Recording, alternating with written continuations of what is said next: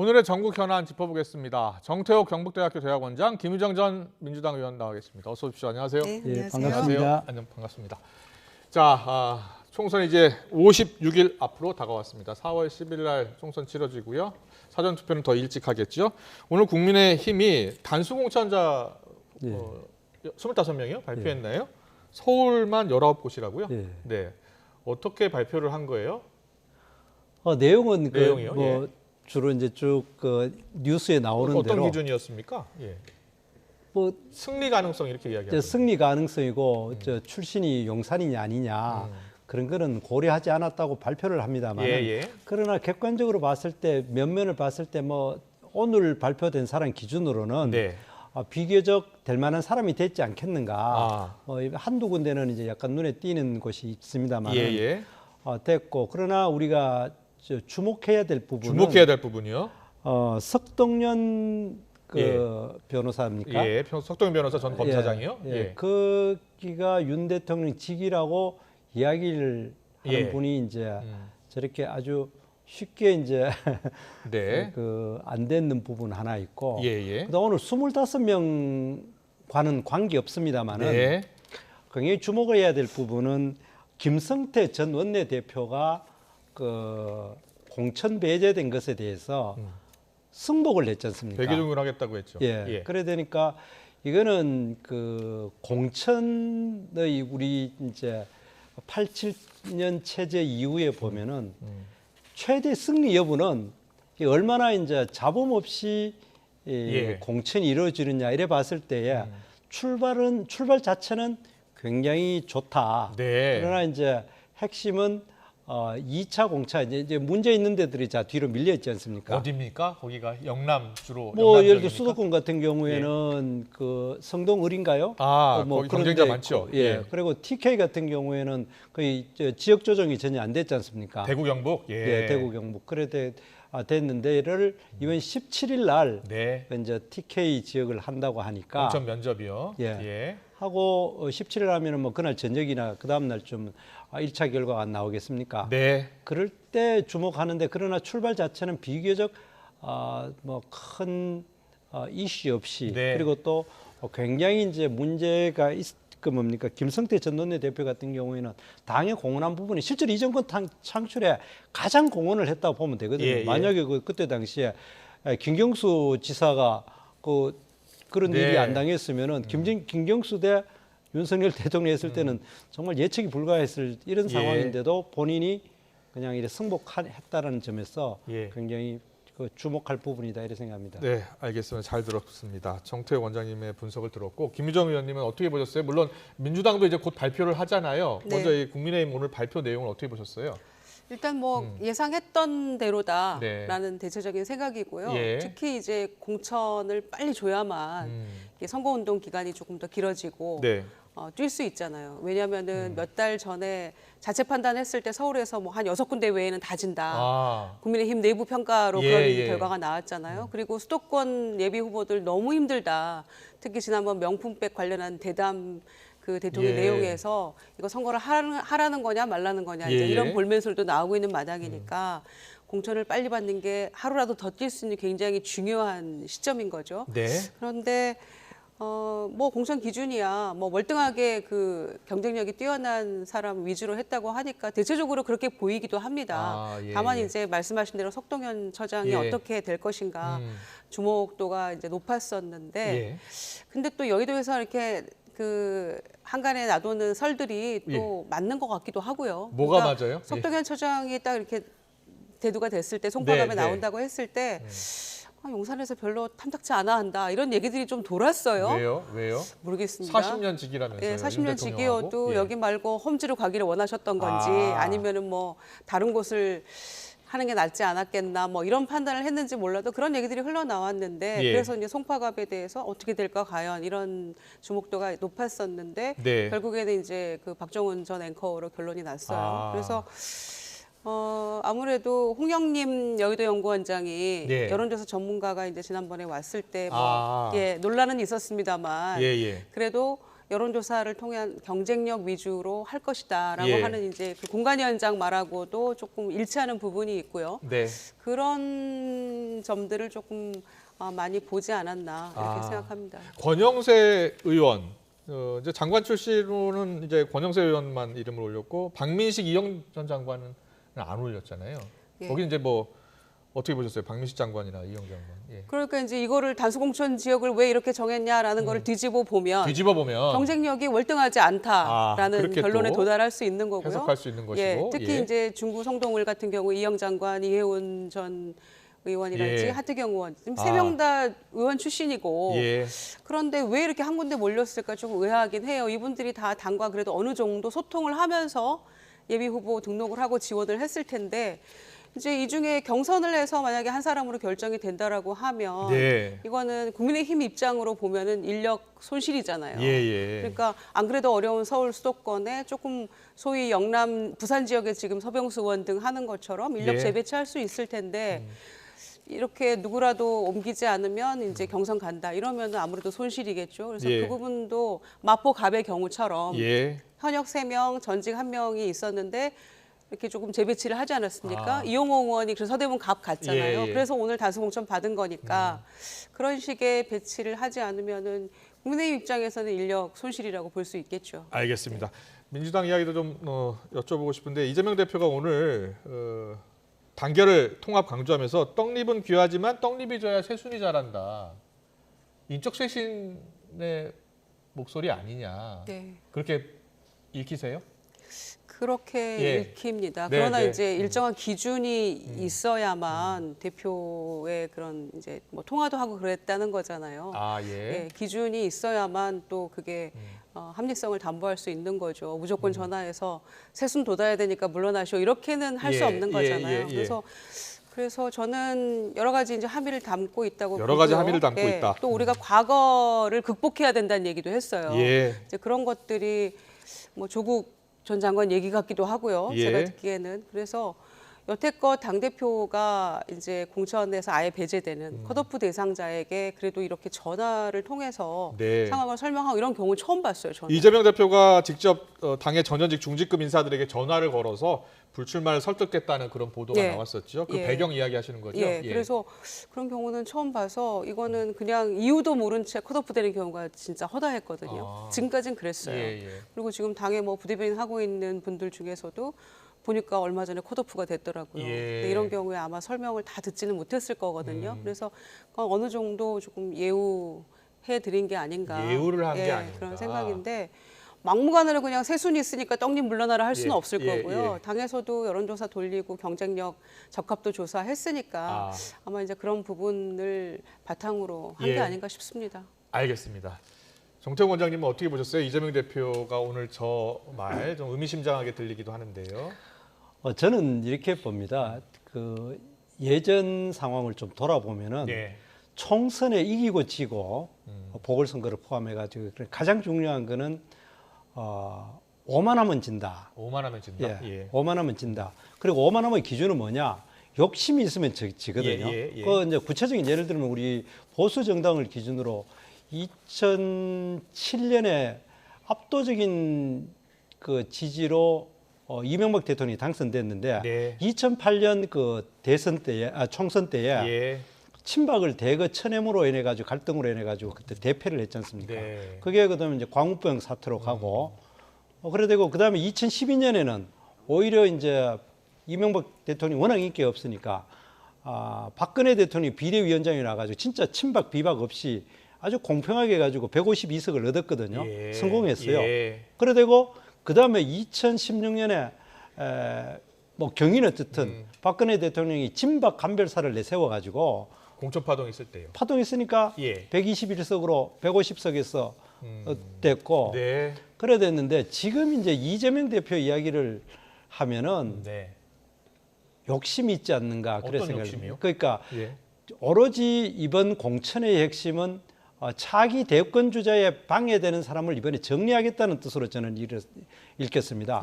지금 현재 그 민주당이 약 167석인가 그렇지 않습니까?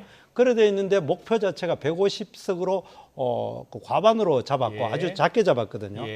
그리고 또 이제 임종석 그 의원을 어떻게든 이제 쳐내려 그러지 않습니까? 그러면은 그것의 함의는 내가 다음에 대통령 후보가 되는 데에 방해될 만한 사람들, 예. 그거는 전체적으로 167석에서 150석으로 줄어들더라도 예. 뭐 정리할 건 하겠다. 그리고 또 나랑 경쟁자가 될 만한 사람에 대해서는 절대 국회의원 배지를 안 달아주겠다 하는 거를 이야기를 하고, 그거를 이분은 워낙 말을 잘하시는 분이니까 뭐 새술, 새부대, 뭐 예. 새싹 이야기하지만은 기본적인 그 함의는 내가 다음 대통령에 대해서 후보가 되고 승리하는데 이견이 될 만한 사람을 이 기회에 어떻게든 다소의 손해를 보더라도 정리하겠다. 저는 그렇게 봤습니다. 알겠습니다.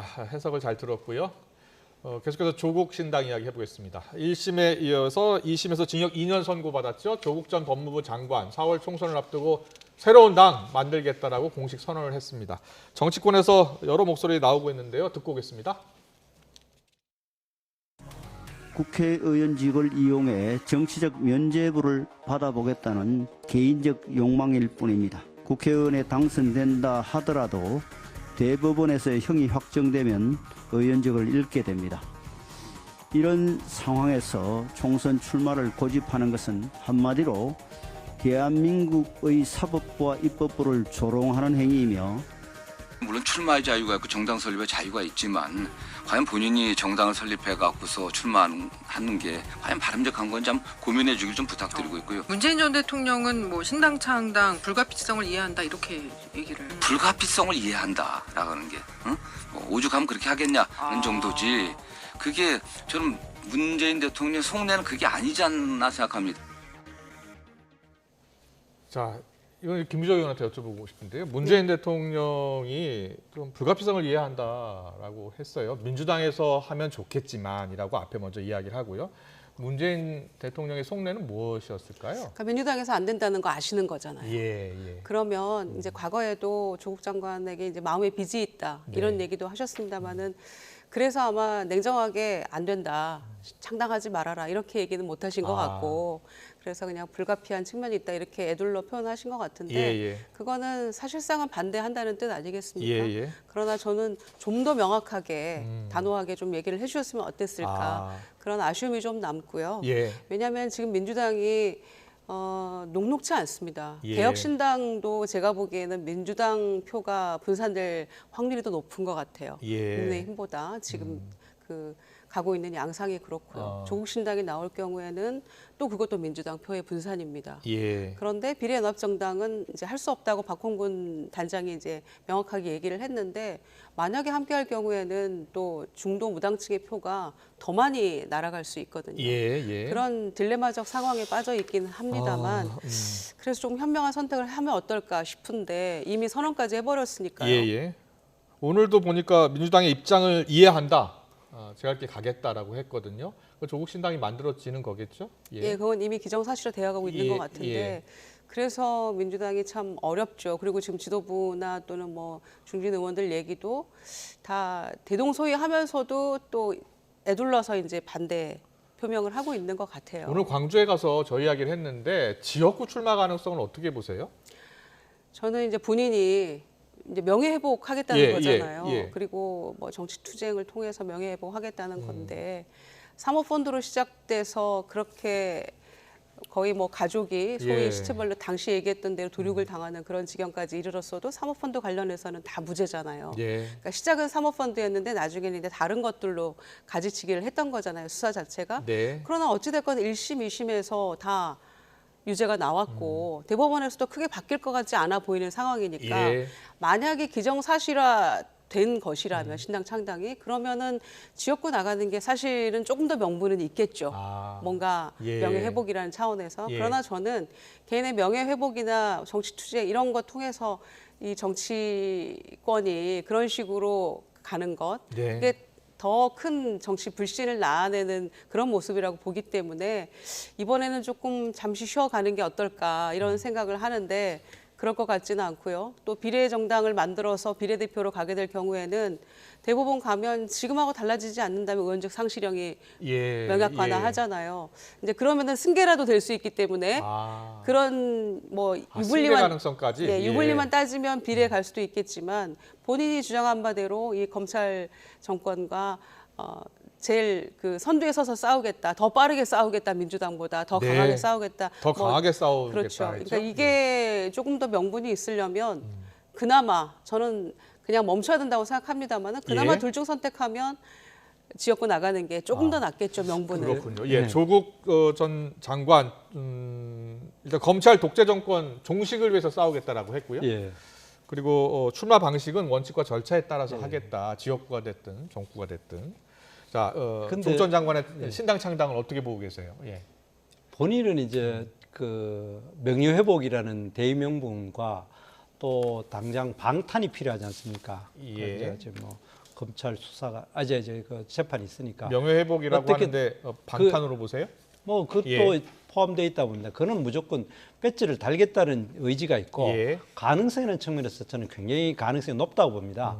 예를 들어서 지난 21대 총선 2020년에 총선할 때에도 그때 당시에 더불어민주당의 뭡니까 위성정당이었던 더불어시민당이 있을 때 그때 더불어민주당과 더불어시민당이나 뭐 김어준 씨를 포함해 가지고 집중 포화를 더불어민주당에 날렸어요. 그때 최강욱 씨나 김의겸 이런 분들이 나왔는 이거는 우리 위성정당이니까 찍지 말라고 했는데도 결국 5점 몇 프로 얻어가지고 3명이 당선됐거든요. 그래 됐기 때문에 지금 그 조국 장관은 그 상황을 정확히 계산을 하고 있을 거예요. 지금 민주당이 아무리 나를 비난하고 자기가 민주당이 만드는 위성 연합정당에 자기를 끼워 넣지 않더라도 어차피 문재인 대통령을 지지하던 사람과 자기 개인에 대한 팬덤 이런 거 합치면은 3%를 넘을 거다. 그러면 나는 할 거다. 아마 이 사람은 절대 민주당에서 비례위생 연합 정당에 넣어줄 것을 기대를 하지 않을 거고. 지난 총선 이야기하시는 건데 지난 총선에서 더불어민주당의 위성정당이 이제 더불어시민당이었고 그와 별도로 열린민주당이 있었잖아요. 그때 열린민주당도 더불어민주당 아니었어요? 열린민주당이요. 열린민주당이 이제 소위 자매정당처럼. 자매정당이었었죠. 그리고 합당을 했죠. 3명의 의원이 당선이 된 거잖아요. 그러니까 그때 당시에 민주당 쪽에서 그거 찍지 말라고 아주 난리를 지금 이제 조국 그걸 민주당에서 반대하는 그래도 이상으로 그 당시 때 3% 넘게 나온 거잖아요. 4.5%, 5%인가 이래 얻었듯이. 그러니까 지금도 조국 장관이 머리 좋은 장관이 그거 충분히 계산했을 거예요. 그래서 민주당 너희들이 나를 반대한다는 건 나 이해한다. 그러나 내 갈 길은 간다. 이렇게 돼 있고. 제 생각에는 분명히 민주당과 정의당에서 비례 연합 정당 위성 정당을 만들더라도 또 떨어져 나가는 한 3%에서 5% 정도의 지지를 받을 위성 정당은 표는 있다고 본인은 계산한 것으로 생각합니다. 그런데 국민의힘 입장에서는 만약에 조국 신당이 나온다면 여러 가지 선거 구도상 호재가 되는 겁니까? 글쎄요. 김경률 비대위원은 그렇게 표현을 하던데. 아무래도 그렇겠죠. 지금 국민의 대다수도 그렇고요. 그거는 대통령의 부정평가가 매우 높다는 전제하에 그렇게 말씀드립니다. 프레임 전환을 아무리 정권 심판에서 한동훈 위원장이 주장하는 운동권 심판원으로 전환해보려고 노력하더라도 그게 잘 안 되고 있잖아요. 안 되고 있는데 조국 신당이 만들어진다면은 그거는 프레임 전환하기에 상당히 호재라고 보여지죠. 국민의힘에게는. 왜냐하면은 이제 조국행을 건너니 안 건너니 했는데 다시 한번 그쪽으로 몰아갈 수 있거든요. 이미 여러 가지 문제로 인해서 정권은 넘어갔는데 또다시 조국 사태 때 그게 재현될 수도 있고요. 여러 가지 문제가 노정될 수 있죠. 그런 점에서 우리가 정권 심판이라는 기치 하나를 가지고 다 뭉쳐서 열심히 가야 되는데 조국 신당으로 인해서 그 논점이 흐려질 수 있다는 것을 민주당은 굉장히 경계하고 우려하고 있는 거죠. 그리고 국민들께서도 이제 조국 전 장관에 대한 아까 말씀드린 것처럼 억울한 점도 있지만 그렇다 하더라도 서울대 형법 교수셨잖아요. 그러면 2심까지 징역형을 받았는데 이거를 타파하고 국민의 동정을 얻어서 신당을 만들어서 개인의 정치적 한풀이를 해보겠다. 이거를 국민들이 어떻게 받아들이실까를 다시 한번 저는 제고하셔야 된다고 생각하고 이 부분이 과거와 같은 것을 반복해서는 안 된다고 생각합니다. 민주당에게 힘을 좀 몰아주시라는 부탁을 드리고 싶네요. 알겠습니다. 자, 조국 신당 앞으로 이제 선거가 56일밖에 남지 않았기 때문에 어떤 선택 또 어떻게 또 당을 만들어 나가고 또 비례로 출마할지 또 지역구 출마할지 여부 아직 결정은 안 된 것 같아요. 네, 좀 더 지켜보겠습니다. 민주당 이야기 해보겠습니다. 민주당 이재명 대표요. 직접 당의 전현직 중직급 인사들에게 전화했다는 거 아니에요? 사전 정지 작업을 하고 있다. 불만을 최소화하는 작업이다. 여러 해석이 나오는데 어떻게 보셨어요? 뭐 당연히 그렇게 하겠죠. 그 예전에도 다 그렇게 사전에 중요한 사람한테 양해를 구하지만 그 100% 양해 안 되거든요. 아, 원래 국민의힘에서도 당 대표가 그렇게 전화해 줍니까? 당 대표는 아니지만 그 지난번에 할 때도 김영호 그때 비대위 그 공관위원장이 뭐 다 개인적으로 다 전화를 했어요. 그러나 이 국회의원들이 가장 중요하게 생각하는 건 자기가 다시 공천받아가 당선되느냐 안 되느냐를 기준으로 봤을 때 결국에는 뭐 그 순간에는 칼자루를 쥔 사람이 너 못 주겠다 하는데야 뭐 어떻게 이야기하겠습니까? 문학재 전 의원의 전화를 받았대요. 27일 이 대표가 전화 걸어와서 여론조사 지지율이 꼴찌다. 라고 이야기해 주면서 불출마를 사실상 종용했다라고 표현하더라고요. 그리고 이제 그 자리에 누구를 꼽느냐도 굉장히 중요하고요. 그렇기 때문에 지금 이재명 대표가 정말 사심 없이 이제 그 지지율이 낮은 사람을 떼내고 딴 사람을 정말 넣느냐.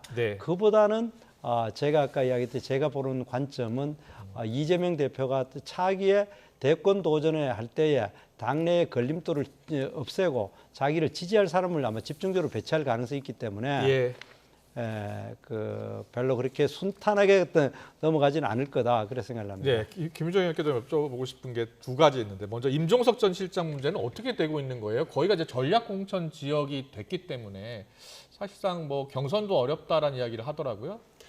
그러니까 전략공천 지역은 그야말로 전략공천을 해야죠. 그런데 이제 그래서 저는 이명박 공관위원장이 왜 1차 그 공천 발표를 할 때 그런 사족을 붙이셨는지 이해는 잘 안 됩니다. 왜냐하면은 공관위가 결성되기 전에 내가 오기 전에 이미 그 지역은 전략공천 지역이었기 때문에 맞아 그런 표현했습니다. 이 특정인을 염두에 둔 발언은 아니다라고 어제 했죠. 그렇죠. 이 결정을 지도부에 이제 일임을 한 거 아닙니까? 그러면은 처음에 1차 공천 발표할 때도 이미 그때도 전략공천 지역이었던 건데 그때는 왜 그런 언급을 안 하시다가 이제 여러 가지 이제 갈등이 좀 깊어지고 이게 지금 상황이 좀 그 간단치 않게 돌아가니까 그 얘기를 거기는 원래 전략공천 지역이었어. 그 얘기를 왜 이제 하시는지 그런 점에서 조금 정무적 판단에 대해서 조금 아쉬운 점이 있고요. 아까 우리가 조국신당도 얘기했고 개혁신당 뭐 이런 지금 돌아가는 상황들 보면 이게 저는 민주당에게 유리하지 않다라고 판단해요. 민주당 표가 분산될 가능성이 훨씬 높아졌기 때문에 그렇기 때문에 오히려 반대로 당 내에서는 이런 공천 갈등 파열음을 빨리 정리를 하고 공천을 빨리빨리 해야 된다고 저는 생각해요. 그런 점에서 임종석 실장에 대한 부분도 문학진 전 의원에게 전화해서 뭐 이렇게 저간의 상황을 설명하시듯이 공관위원장도 이미 지도부에 일임을 하였으니 저는 이재명 대표가 이 부분은 좀 나서서 뭐 되든 안 되든 혹은 다른 험지로에 출마든 이런 부분들을 조금 정리를 하시면 어떨까 싶어요. 추미애 전 장관을 좀 전략 공천을 검토하고 있는 것 같더라고요. 그런데 오늘 최재성 수석이 추미애, 임종석 두 분을 놓고 왜 다른 잣대로 전략 공천을 운운하냐 이렇게 이야기하더라고요. 일만 맞는 말씀이죠. 왜냐하면 추미애 전 장관은 지금 뭐 저희가 듣기로도 뭐 어디 뭐 동작 어디 막 몇 군데를 다 뭐 동작 이야기도 나오더라고요. 적합도 조사, 뭐 경쟁력 조사를 해봤다 이런 얘기를 하잖아요. 그런데 동일하게 문재인 정부에서 비서실장, 그다음에 전 장관 이렇게 하고 또 당대표까지 했던 분이잖아요. 그런데 기준이 뭐냐 이런 얘기를 할 수 있어요. 그러니까 당 내부에서는 그래도 추미애 전 장관은 윤석열 총장과 맞서 싸웠다. 네. 그래서 이제 이건 결이 다르다. 이렇게 당내에서 주장할 수 있을지 모르겠지만 그냥 객관적으로 국민들이 보시기에는 그냥 다 문재인 정부 사람들 아니었어? 라고 판단하거든요. 그렇다면 기준은 잣대는 동일해야 된다고 저는 생각해요. 그렇군요. 그러면 경쟁력을 붙이든 아니면은 문재인 정부에 책임 있는 분들은 전부 험지로 출마해서 당을 위해 헌신해라 이렇게 하든지 기준은 동일해야 된다고 생각합니다. 네, 하실 말씀 있으세요? 그 뭐 복잡하게 설명할 거 없고 추미애 그 전 대표가 대권에 그 이재명 대표에 방해될 거라고 생각을 안 하거든요. 그러나 임종석은 방해될 수 있다고 생각하니까 그럼 복잡하게 설명 없고 이재명 대표의 대권 가도에 방해될 사람은 아웃시키고 뭐 그래도 그렇지 않은 사람은 한다는 그 기준만을 바라보면은 이건 아주 임종석 이 실장에 대한 거는 명약관하게 두 사람은 결이 다른 거죠. 뭐 설명은 어떻게 하든 간에 이 임종석 실장은 자기의 대권 가도에 방해되는 사람이고 추미애 장관은 뭐 별로 자기의 그 지위까지를 위협할 사람은 아니다. 그렇게 하면 아주 간단하게 해석이 될 겁니다. 알겠습니다. 전략공천 이야기 나왔으니까. 굉장히 기분 나빠하시네요. 전략공천 이야기 나왔으니까 하나만 더 여쭤볼게요. 국민의힘의 김무성 전 대표 있잖아요. 출마한다고 하잖아요. 그러니까 공천을 안 주면 무소속으로도 나간다고 하는 그런 이야기 있던데 혹시 들어보셨어요? 언론에서도 봤고 저도 사실 어제 이제 개인적으로 만나 뵀습니다. 아 그래요? 뭐라고? 부산에 가가지고 거기까지는 이야기 안 하고 그분 자체가 점잖은 분이라 가지고 그런 극단적인 이야기를 안 했는데 그러나 지금 오늘 그 이 공관위에서 발표한 걸 이런 걸 쭉 보면은 무리한 짓은 안 하는 것 같아 봅니다.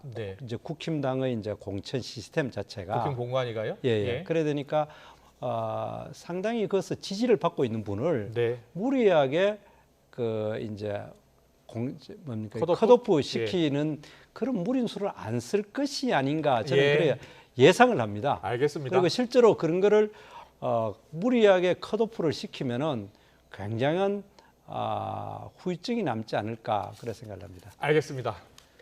오늘 정치권 이슈 여기까지 듣겠습니다. 지금까지 정태욱 경북대학교 대학원장 김유정 전 민주당 의원과 함께했습니다. 잘 들었습니다. 고맙습니다. 감사합니다.